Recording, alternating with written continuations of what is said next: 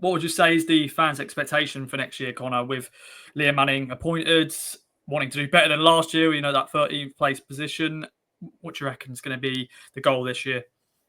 Yes, it's a really good question. I think there was not a major issue, but I think there was a reoccurring issue throughout last season, really, which was that supporters didn't really understand what the expectations or objectives were. In some quarters, they were kind of describing it as maybe a bit of a transitional year where it was about kind of thinning the squad out from those kind of older players that David Wagner had brought in, and maybe a transition to not just a new group in terms of younger and a younger core to it, but also a new style of play.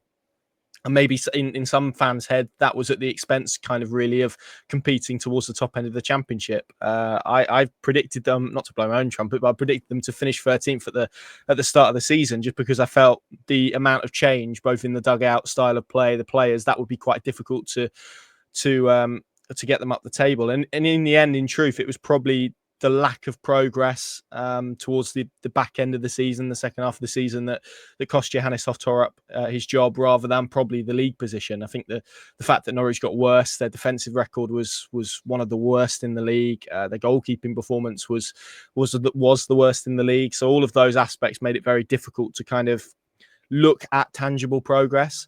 So based on that purely, you would have to say that the feeling is that they have to be closer to the top six, and they have to have a squad that is competing. That doesn't mean it's be all and end all and do or die, as it maybe felt 2 years ago under Wagner, that they've got to get in there and they've got to try and get up. But I think they've certainly got to show real progress and significant progress from where they were last year, that perhaps they're a bit more of a serious championship outfit. Because you mentioned last year, but actually since they were relegated from the Premier League last time out, 2 13th place finishes and a 6th place finish, and they had parachute payments in those times as well. It's not been a great return to the championship, and I don't need to, I'm not even saying this as a dig, it's not meant as that, but I don't need to tell Ipswich fans kind of how easy it is to kind of get stuck at this level. You guys have seen it yourself, and that's kind of felt like where it's been at in the last sort of 12 months or so. It feels like they've got a little bit stuck and maybe try to sort of flip-flop between different directions and strategies. So yeah, I think there's the hope that maybe this one can be the one that gets them going and gets them up the table, because I think it's hard to look at the 3 years they've had so far at this level and